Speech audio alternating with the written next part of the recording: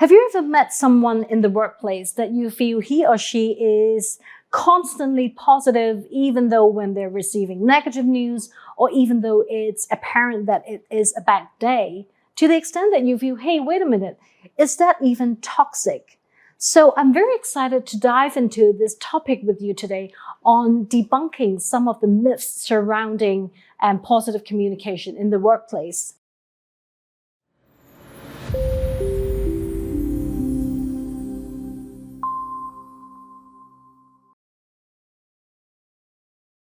There are indeed some misconceptions out there that can actually do more harm than good if we're not careful. I promise we'll keep things engaging and fun. So some of us believe that being positive would mean that we have to put on a happy face 24/7, even when we're facing challenges. So here's the thing. True positive communication is about authenticity. It's about creating an environment where we can be real and kind to one another, even when things are tough. So as the saying goes, honesty is the best policy. Another myth is that effective communication is all about delivering good news and good news only and maintaining an always sunny disposition. In reality, effective communication involves addressing challenges head-on and providing constructive feedback. Now, I know that can be quite uncomfortable, but it's essential for growth, both for individuals and for teams. As Patrick Lencioni says, the ultimate competitive advantage of a team is of people who are able to be vulnerable with one another. The characteristics of a cohesive team, as he suggests, are trust, conflict, commitment, accountability, and results. So finally, there is this idea that disagreements are a sign of poor communication. I do believe friction creates motion. If you want progress as a team, learning to address challenges is a must. Healthy debates can lead to better solutions and more innovation. As Stephen Covey so wisely put, strength lies in differences and not in similarities. When we embrace diverse perspectives and engage in respectful conversations, that's when magic happens. So let's take a moment to unpack these myths and explore how we can cultivate a culture of positive communication that's grounded in authenticity, honesty, and respect for each other. Because when we do that, the possibilities are just endless. Are you ready? Let's all dive in. Let's begin by addressing the myth that positive communication means that you always have to be positive no matter what. Now I get it, there is a lot of pressure out there to put on a brave face and soldier on, even when things are struggling for us. But here's the thing, when we suppress our genuine feelings, it can lead to disengagement, mistrust, and a whole lot of inauthenticity. I'll never forget this one time when we were working with a member on the client side who was handling some personal challenges. He felt like he had to put on a happy mask during meetings, but it was clear to everyone that something was off. The team member or the team started to be disconnected and the trust started to erode. It was really a mess, to be honest. But you know what turned it around? When that person finally felt safe enough with the group to open up and share what he was going through. It wasn't easy at all, but then the vulnerability that he displayed showed a ripple effect of honest and compassion throughout the team. As Maya Angelou had so beautifully said, I've learned that people will forget what you said, people will forget what you did, but people will never forget how you made them feel. Another myth that we need to bust is the idea that effective communication is all about being positive. Now, don't get me wrong, positivity is important, but that's not the whole story. Effective communication also involves addressing challenges head-on and providing constructive feedback. I know it's not always fun, but it's necessary for growth. So think about a manager who avoids discussing performance issues because he or she felt that it's important to keep morale high. It might work for a little while, but eventually those problems are going to manifest themselves and grow into something so much bigger. And that's not helping anyone. On the one hand, the person that's underperforming will not get the chance to receive feedback, nor to be able to reflect. And for those that's around this person, will also feel that why is poor performance being tolerated? And worse still, encouraged. So as you would imagine, through this process, morale, performance, and respect for the manager all went south.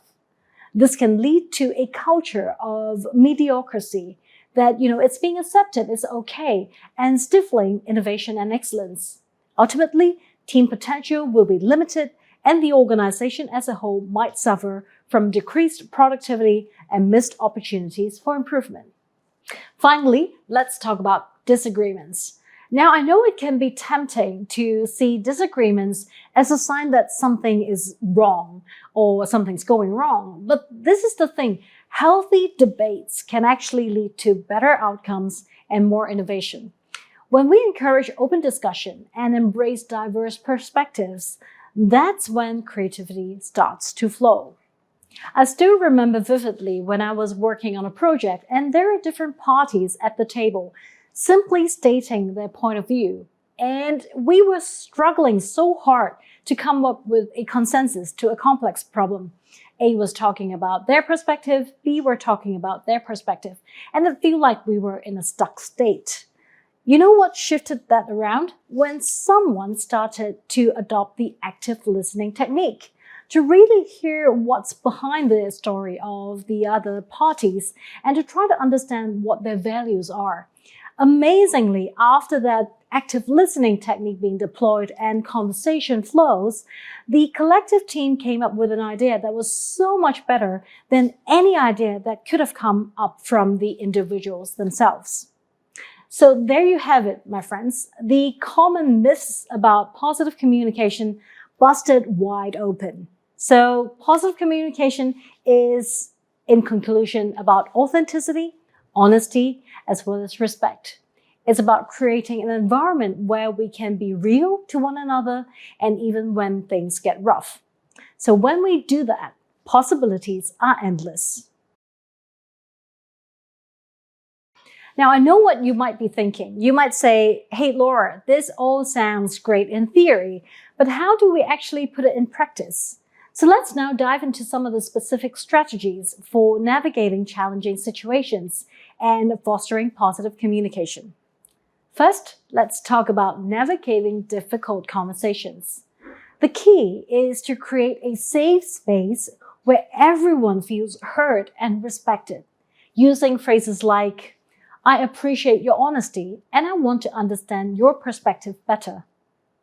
When we approach these conversations with empathy and a genuine desire to try to understand each other, that's when the magic starts happening. There was this one encounter with a team member who was clearly struggling with their workload. That person was feeling overwhelmed and burnt out, and as you would imagine, performance has started to decline. But that person was afraid to speak up for himself. It's only when the manager approached him with compassion and asked, I know this must be a tough time. Let's discuss how we can support each other. That dialogue opened doors for a meaningful conversation, and they were able to be open and find a solution that worked for everybody. It is crucial to remember that not everyone may feel comfortable opening up right away. When you ask an empathetic question, give individuals the time and space they need to process their thoughts and emotions before engaging in difficult conversations. By showing patience and understanding, you create that environment where genuine communication can flourish organically. This approach allows for deeper insights and more impactful solutions to emerge, fostering trust and respect within the team. Next up, let's talk about how do we manage positive communication in a remote setting. I get it, it can be very tough to maintain that personal connection when we're not in the same physical space. It's more important than ever that we know how to do it. For instance, make sure you're scheduling regular check-ins and using video calls to stay connected. And don't forget to also encourage team members to share both their successes and also their challenges. When we create a culture of open communication and support, even in a remote setting, that's when we can create kinship. I do remember when I was working with a team that was struggling to stay connected while working remotely. When the team leaders started scheduling weekly video calls to discuss not only project matters, but also personal wins, and arranged virtual learning sessions and virtual team meetings, it made all the difference because team members started to feel more connected, more supported, and more engaged. Productivity skyrocketed, and that's the beauty of connecting online. Finally, let's talk about overcoming resistance to feedback. It can be tempting to avoid giving feedback, especially if you're worried about hurting someone's feelings. But that's the thing, feedback is essential for growth and improvement. So the key is really to frame it as a tool for growth and development, and to use language that emphasizes collaboration. Phrases like, "Let's work together to find ways to improve." When we approach feedback with a spirit of partnership and a focus on solution, that's when we can create change. I still remember once working with a coaching client who was resistant to feedback. This person felt that it was a personal attack when they get feedback, and they shut off everything that someone tried to suggest to them. So instead, one of the team members took a different approach one day. They approached this person, the situation, with phrases like, "I understand you're facing challenges, and I believe we can overcome it together." This shift in communication style from opposing to partnering have helped to diffuse the tension and fostered a collaborative atmosphere. As a result, the team was able to brainstorm creative solutions, work efficiently, and successfully meet deadlines for projects, showcasing the power of positive and empathetic communication in overcoming obstacles. So there you have it. These are the strategies for navigating challenging situations and fostering positive communication in the workplace. Let's continue to cultivate meaningful interactions and connections, foster growth through genuine and positive dialogues.